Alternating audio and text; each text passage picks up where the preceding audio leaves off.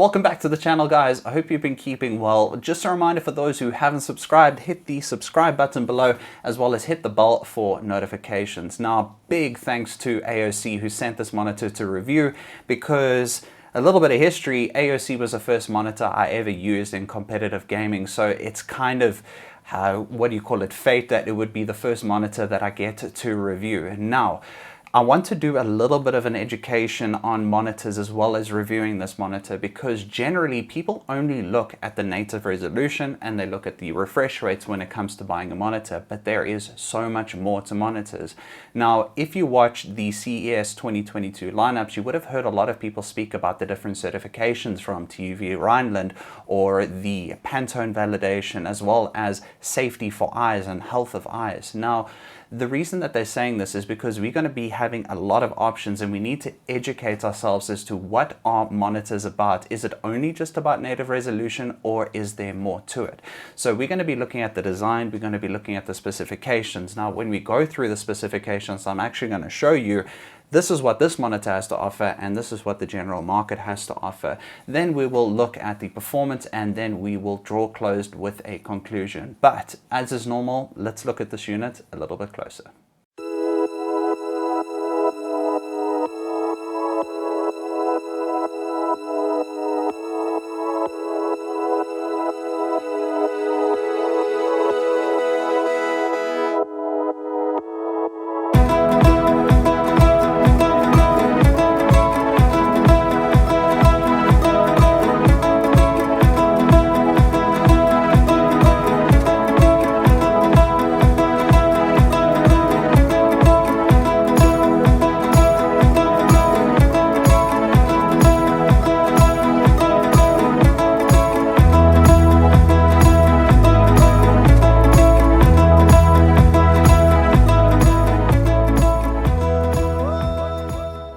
Starting off with the design, it is a curved monitor and the rating on the curve is 1000R.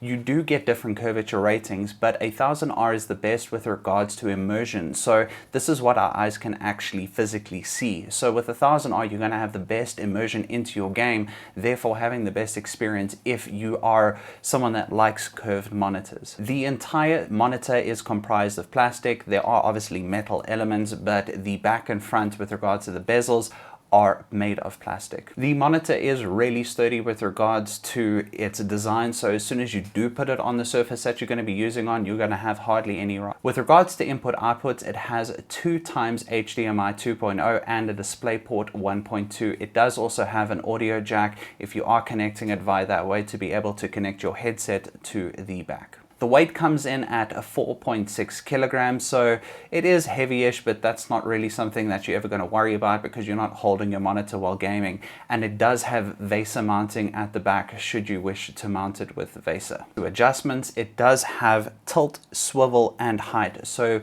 you do have the ability to change it to however you do want the monitor to look or appear.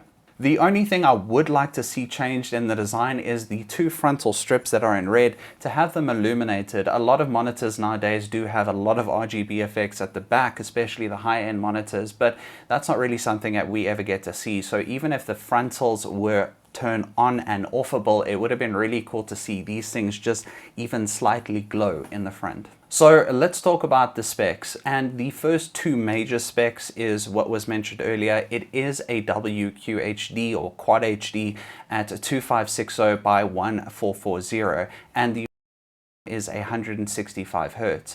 Now, where things start to separate is in millisecond response times, and there are 2 indicators that we can look at. We look at gray to gray and we look at MPRT. The lower the better. So when a monitor does say it's got 1 millisecond response rate, make sure that that's gray to gray, or check the MPRT to see what it actually is.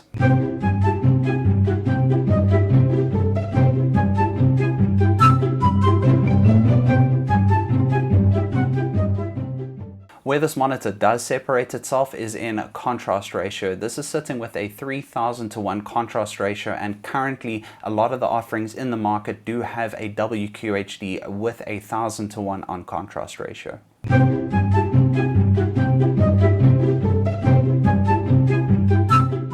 Next, the brightness. This sits in the middle of the road when it comes to brightness at 300 nits, or CD squared, depending on how you look at it, whereas the market is generally sitting at anything between 200 to 350 nits. Next is sRGB. Now this has got to do with the color or the accuracy of color in the monitor. So this one sits at 118%, and generally we find monitors to be 99%. So this being another differentiating factor between this monitor and what the market has to offer. Talking about the speakers, there are no speakers. Now, this may upset some of you, and justifiably so, because you like speakers in your monitor. I personally do not, but there is a 3.5mm jack that is situated at the back that you can plug a headset into should you wish to plug either headset or a separate sound system. I prefer to have a separate sound system. No monitor generally beats a dedicated sound system, but if this is a major requirement for you to have speakers in your monitor, this is not one that you would look at. Lastly, with regards to HDR, this is rated at HDR10. Now, let's talk about performance. I do not currently, and that'll be changed, have a device like a Spider to be able to actually measure what is said the monitor can do versus what it actually does. Generally, these things are 99% accurate, so I had to judge it with my eye. Now, when gaming, there was no visual tearing. It was really smooth. The colors were rich, and it was a really enjoyable experience, especially with the 1000R on curvature. What I do want to note though is HDR. Now, when enacting HDR from Windows, the colors are absolutely horrid. Everything seems like it's completely whitewashed. So do not use that if you are planning on using HDR. Instead, the monitor does have its own active HDR that you can turn on or off. And you can see in front of you, the darks are nice and dark, and the lights or the colors are a lot more richer when enacting HDR from the software itself or the firmware on the monitor.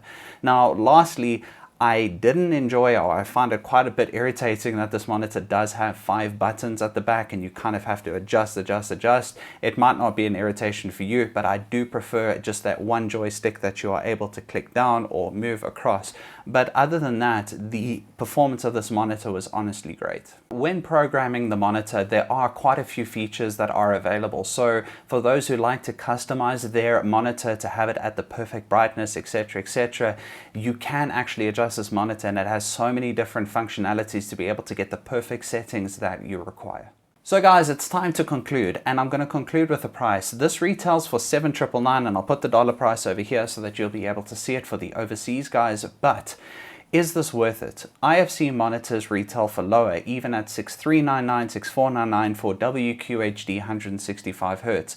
And this is where comparing spec for spec becomes important. So what you are paying for when buying this monitor, you are getting a 4-year warranty, which is really great, but we're getting a 1000R curvature, we're getting a 3000:1 contrast ratio, and we're getting 100% sRGB, as well as the response rates and so on and so forth. So if those things are important to you, it is important to actually look at those aspects. The things that I feel that this monitor can improve on, I do feel that it can have a higher brightness. I would have liked to have seen 350, maybe even 400 nits on this monitor, as well as those little glowing strips that I talked about a little bit earlier. Otherwise, it is a really good monitor, and I do believe it is great value for money. I really hope you guys enjoyed this review. I do look forward to seeing you in the next one. If you haven't subscribed, please subscribe below, and cheers guys, goodbye.